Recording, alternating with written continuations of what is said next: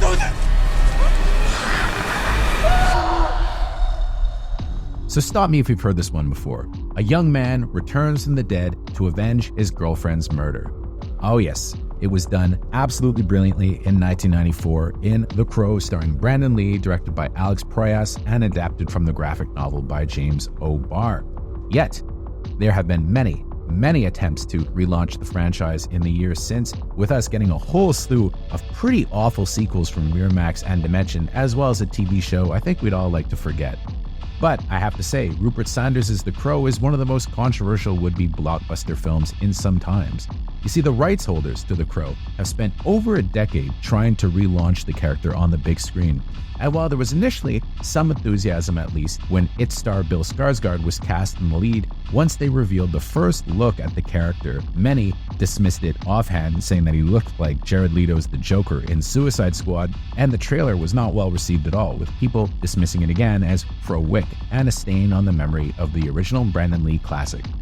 But here's the thing, there have been plenty of stains on the memory of the original Brandon Lee classic. In fact, I've been revisiting a whole bunch of them for a Crow movie ranked list, which is going to come out in a couple of days. The fact is, outside of the first movie by Alex Proyas, there's never been a really good Crow sequel. Tim Pope's The Crow, City of Angels definitely had its moments, but outside of that first movie, The Crow Salvation, The Crow Wicked Prayer, this franchise has been done to death in a pretty terrible way, so no matter how bad this reboot, as they call it, or whatever it is, was going to be, it was never going to be as bad as some of the other films in the franchise, because there have been some really abysmal ones. So to me, it's kind of strange that fans have started clutching their pearls over the fact that they're making another Crow movie, because again, we've got a lot of them and they've been awful. But would it surprise you to know that this version of The Crow is actually the second best Crow movie that we've ever seen? Okay, that doesn't mean that it's a great movie, mind you, because again, there have been some terrible Crow movies, but it's actually nowhere near the disaster that some are expecting, and actually a pretty good little gothic action movie. Some interesting choices are made in the execution here, but it's not all good, because it's also frustratingly uneven and rather poorly paced, which makes it, of course, a mixed bag, but there's more good in this than there is bad. Would it surprise you to know that Bill Skarsgård's Eric, and you never find out his last name in order to distance themselves from the 1994 version, actually only becomes the Crow, as we know the character, in the final act of the film? Indeed, Eric and Shelley, who's played here by FKA Twigs, aren't even murdered until about 40 minutes into the film, with director Rupert Sanders trying to flesh out their love story.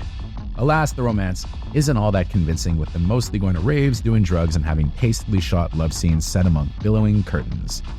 While Lionsgate's been hiding this one from critics, it's definitely a significantly better movie than their recent flop, Borderlands. It does help that Bill Skarsgård, who recently impressed me with his action chops in Boy Kills World, delivers a pretty fresh take on the character. In every other Crow movie, the lead was doing a riff on Brandon Lee's performance in the original, but Skarsgård doesn't do that. The late American rapper Lil Peep was obviously a heavy influence here, at least as far as the character's look went. A cynical drug addict we first meet in rehab, Eric is less of a romantic hero than Draven was. When revived, he doesn't immediately become a badass, as he spends much of the running time frightened and bewildered by his new powers.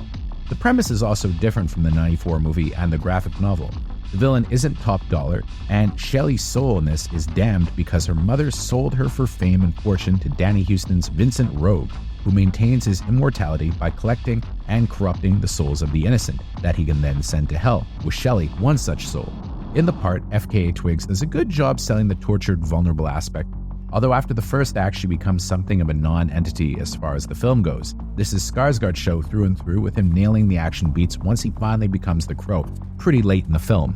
One thing is for sure, the R rating certainly was not an afterthought, with some genuinely grand guignol horror moments baked in, even if the blood is a little too CGI heavy for my liking. As the baddie, Rogue, Houston channels his father, John Huston's memorably lecherous performance in Chinatown, and he always brings a little gravitas to the proceedings.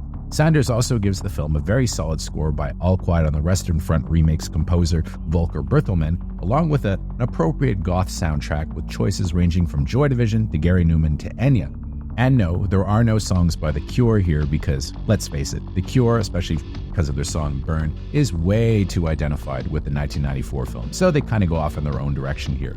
But it's a good soundtrack. However, the movie also has some shockingly inept scenes, such as a sense of pacing that at times feels like significant chunks of the film were removed. Some characters come and go, such as Eric's gun-dealing buddy, and they feel like they were meant to be significant characters but are just doing walk-ons. The detective work Eric puts in while tracking down Rogue is also shockingly inane, with him always lucking into finding a cell phone on whomever he killed last, which points to another address where even more bad guys are hiding. I mean, this is just stupid, folks. Yet, the movie still kinda gets a pass from me as there's some legitimately great set pieces. Towards the end, there's a major action sequence set in an opera that worked pretty well. But I have to say, why is it in movies that only bad guys ever seem to go to the opera? I'd love to see a movie where a hero actually goes to take in a little bit of culture, but alas. The denouement of this film also hits a pleasingly bittersweet note, if perhaps it's a little too convenient and leaves a little too much for potential sequel, which honestly, looking at the potential box office for this movie, I really don't think is even going to happen.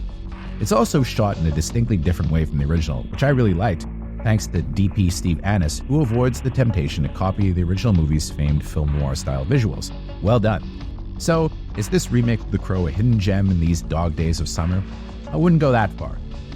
But in terms of a pulpy, goth-driven action movie, kind of in the vein of maybe the original Underworld, you could do a heck of a lot worse. I had a reasonably good time with this, so I give it a surprising 6 out of 10. How many people have you loved? I'll never be alone.